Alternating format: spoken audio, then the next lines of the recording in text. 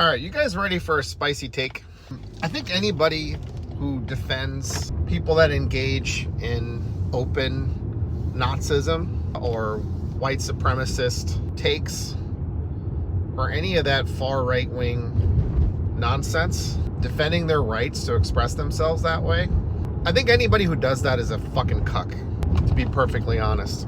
And again, this is an age where I feel bad for making comparisons, because most of the time what I'm actually talking about, the thing that I'm needing to find a comparison for is usually way worse than whatever it is that I'm using. If people are like consensual cucks and that's their thing, really that's your right. There's not necessarily anything really wrong with that. Oh, excuse me, as long as there's consenting adults involved. Freedom, right? Freedom of expression. But I don't support the idea that, I think there should be limitations to speech. And it sounds crazy to say that, but there's a reason for it, right? Germany recognized an obvious truth that if you allow for Nazi rhetoric to start to spread, to start creeping in to it, to be something that is no longer fringe, it's more like it's starting to be accepted, and it's sort of eroding the range of acceptable dialogue, and it opens it up to the far right, to an ideology that's a death cult. I would probably apply the same kind of logic to the Zionists' arguments. Like, anybody who basically has a death cult mentality, a genocidal mentality, extremists, religious zealots, all that stuff. I think there should be restrictions. I think there should be things that are so fucking out of bounds that it's either basically illegal speech, or if there are social consequences that result in some kind of harm, to check you. Whoever did check you is well within their right, because it's essentially a form of self-defense and greater defense of the larger group of people that is likely to be under threat because of your fucking rhetoric. And I know that's a spicy take, but the thing is, we keep losing ground when we keep saying we end up in a position where we're defending the indefensible, and I don't think that's acceptable. And I refuse to take a weaker position when we have, from a secular perspective, we have the higher ground. Like we clearly are higher in the order of speaking on behalf for the benefit of all people.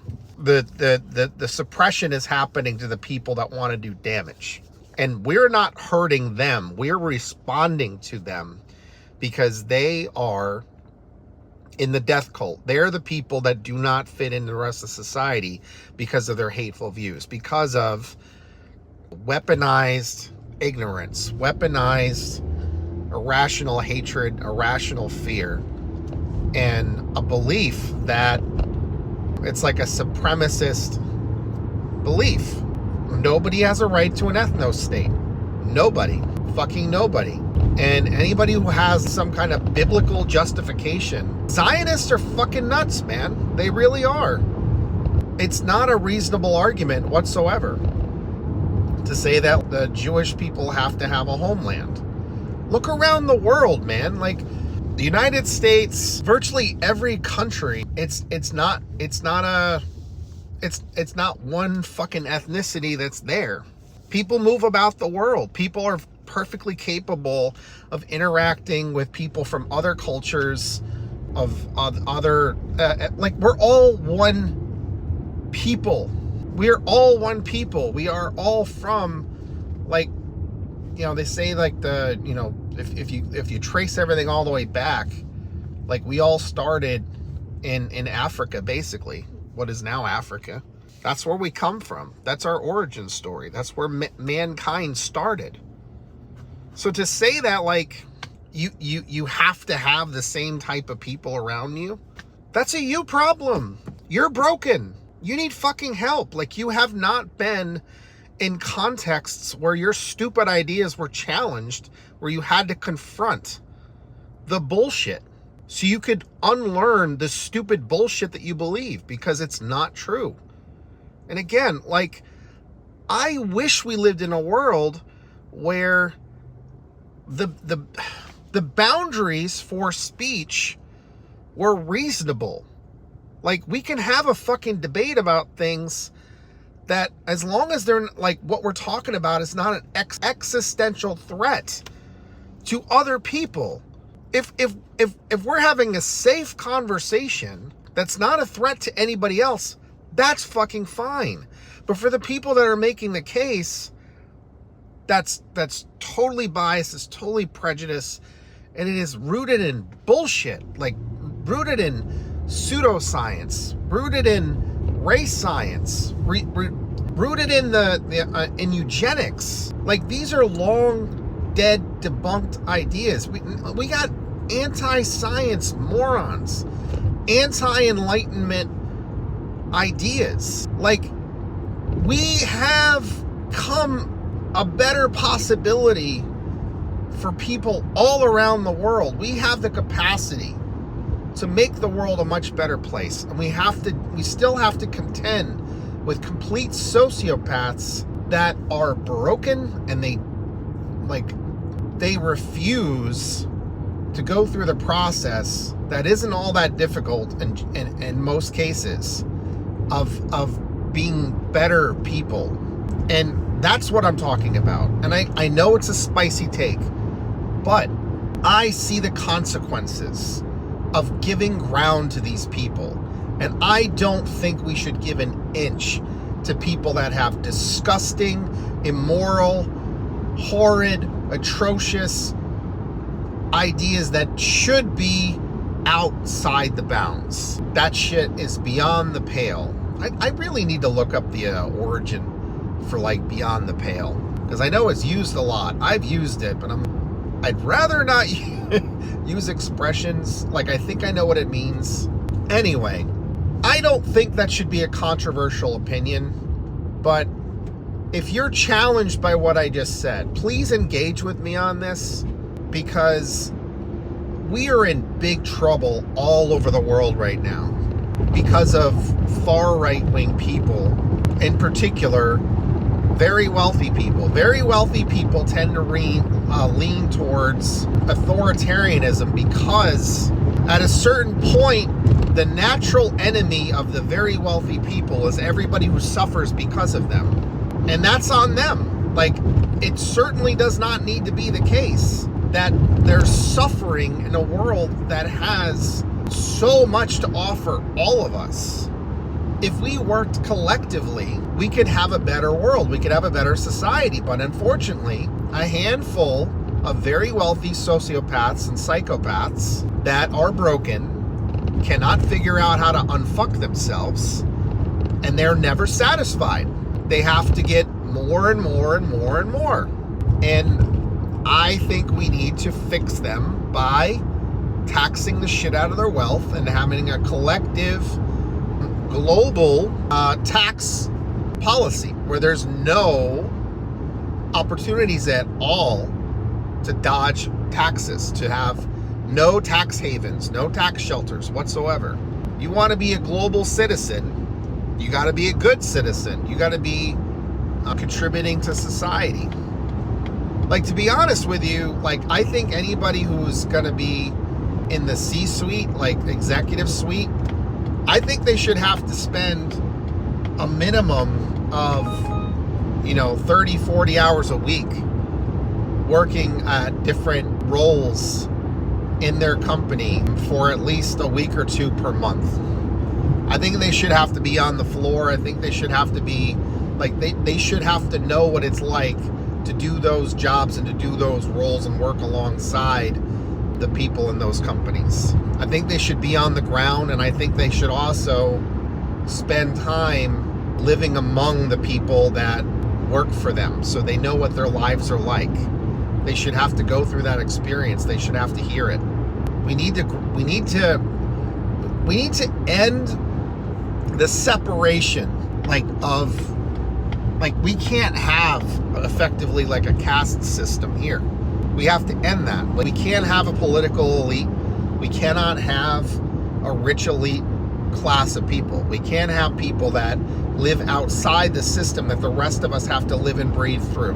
We have to break down that boundary, and they have to be tied to the effects of the things that they do.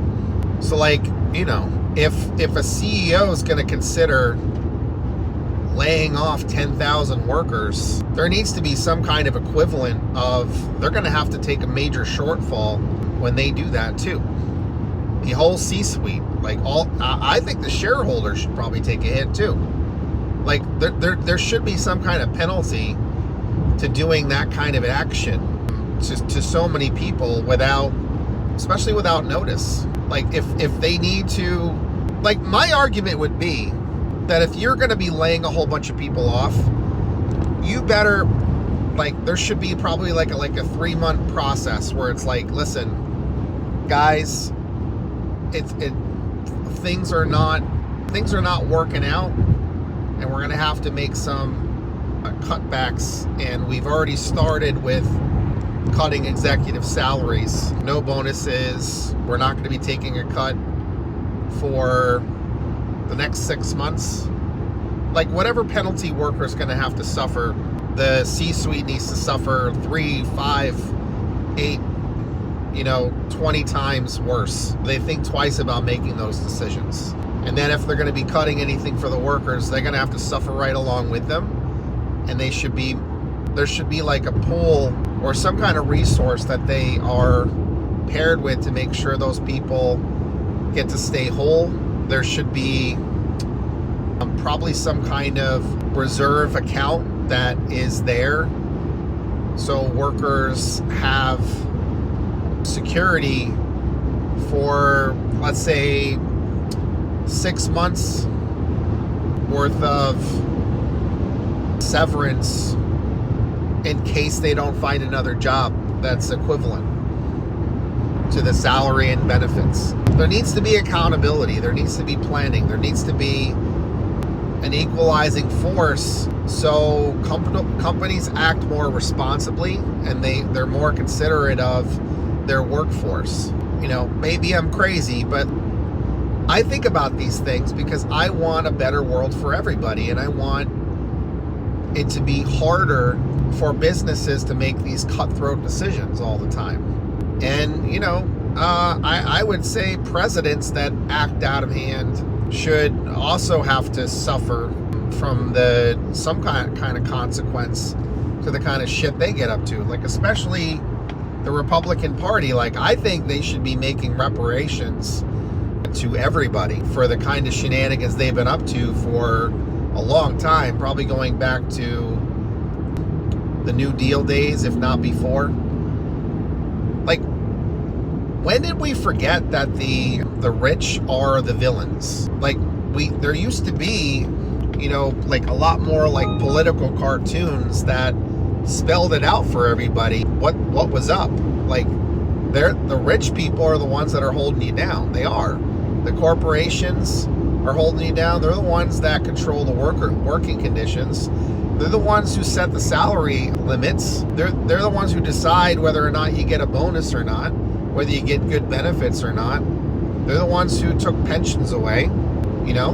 It used to be that people, like, corporations act all mad these days that, like, workers are not loyal, but, like, corporations aren't loyal to workers. They're not. Like, it's not, like, if they treated people better, they would stick around longer. People used to stick around at companies for 20, 30 plus years because they had good benefits, they had good pay, they got treated better for some of them, some of the companies. They felt valued, and they like, it's not really happening as far as I can tell. I mean, I'm limited to my experiences. I've had some good experiences, but it certainly could be better. And I especially don't like these vulture capitalists that seem to basically just fuck shit up, and their success rate is worse than chance. I was listening to one of the asshole billionaires that likes to go on the Joe Rogan Experience and just lie to everybody. This guy, Mark Andreessen, was talking about how the best vulture capitalists, I call them vulture capitalists, he says venture capitalists, the best of them have about a 20% success rate. I think we found some waste, fraud, and abuse with that particular sector. Like, if Elon Musk and the Doge team were honest, they would have said, oh, you know what? We've done some digging, and it seems the corporations that have contracts with the government are the ones that are committing most of the waste, fraud, and abuse. It's not the government. It's not the government programs, really, themselves. Those seem to be pretty well managed for the most part.